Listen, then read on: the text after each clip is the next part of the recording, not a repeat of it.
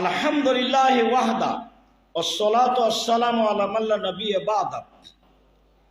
উকবা ইবনে আমির রাদিয়াল্লাহু তাআলা আনহু বলেন, রাসূল সাল্লাল্লাহু আলাইহি ওয়াসাল্লাম বলেছেন, মা মিন মুসলিমিন ইয়াতাওয়াদ্দাউ ফায়ুহসিনুল উযুয়া, যে কোনো পুরুষ নারী যখন অজু করে, সুন্দর করে অজু করে, সুম্মা ইউসাল্লি রাকাতাইন, তারপরে 2 রাকাত সালাত আদায় করে, মুকবিলান আলাইহিমা বিকলবিহি ওয়াজহিহি, মনে প্রাণে ভয় ভীতি নিয়ে, মানে বিনয়ের সাথে, মনোযোগী হয়ে, অমনোযোগী হয়ে নয়, যেটা সাধারণত ছেলেদের ছাত্রদের মাঝে দেখা যায়।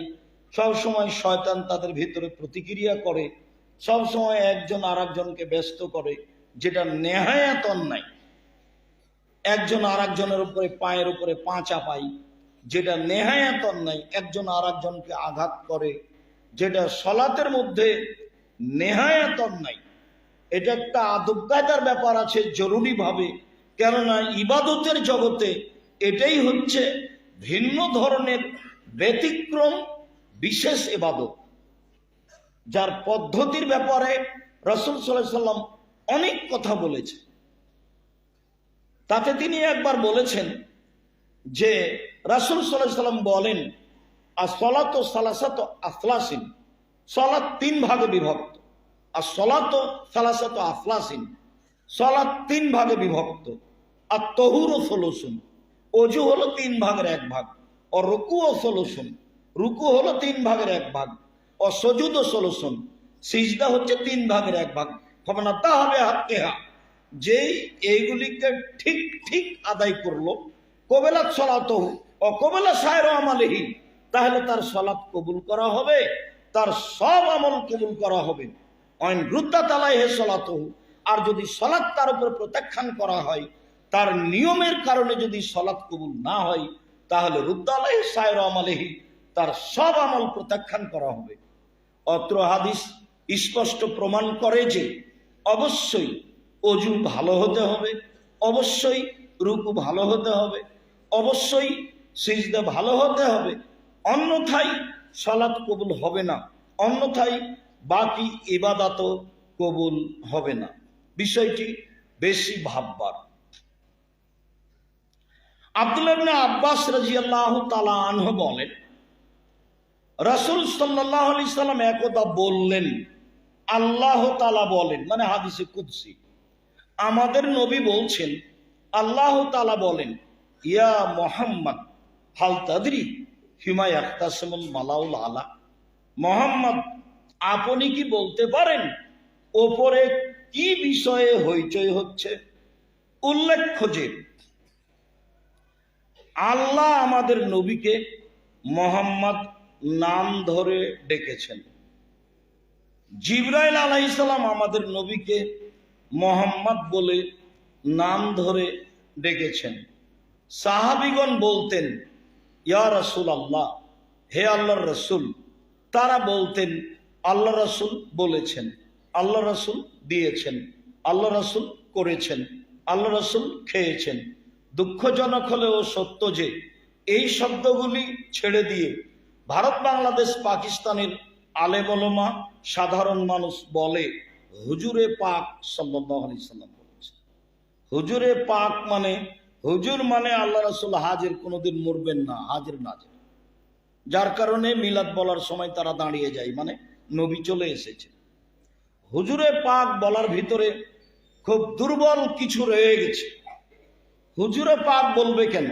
বলবে আল্লাহ রাসূল বলেছেন, রাসূল সাল্লাল্লাহু আলাইহি সাল্লাম বলেছেন, আল্লাহ রাসূল করেছেন। যেই ভাষা সাহাবীগণ ব্যবহার করেছেন, তাবেঈগণ ব্যবহার করেছেন, তাবেঈগণ ব্যবহার করেছেন, সে ভাষাই সকল মানুষকে ব্যবহার করতে হবে। যে ভাষা সালাফ খালাফ অতীতের লোকজন ব্যবহার করেছেন, সলেহ পরহেজগার মানুষেরা, সেই ভাষাই আমাদেরকে ব্যবহার করতে হবে। হুজুরে পাক সাল্লাল্লাহু আলাইহি সাল্লাম এই ভাষা জরুরিভাবে ত্যাগ করতে হবে। আল্লাহ তাআলা আমাদের নবীকে বলেন, মুহাম্মদ আপনি কি বলতে পারেন উপরে কি নিয়ে হইচই হচ্ছে? তা আমাদের নবী সরাসরি বললেন, না, জি হ্যাঁ আমি বলতে পারি। ফিল কাফারা, উপরে হইচই হচ্ছে কিভাবে আদমের ছেলেমেয়ের পাপ মিটে যাবে, এই নিয়ে কথা হচ্ছে। কি করলে আদম সন্তানের পাপ মিটে যাবে, এই নিয়ে কথা হচ্ছে। তা হচ্ছে যে আল মাকসু ফিল মাসাজিদ বাদা সালাওয়াত, সালাতের পরে মসজিদে বসে বসে তাসবিহ তাহলিল জিকির আজকার করলে আদমের ছেলেমেয়ের পাপ মিটে যাবে, এই নিয়ে কথা হচ্ছে উপরে। সালাম ফিরার পরে দাঁড়ানো হবে না, এইটা খারাপ অভ্যাস, এই খাসলাত, এই বৈশিষ্ট্য খারাপ।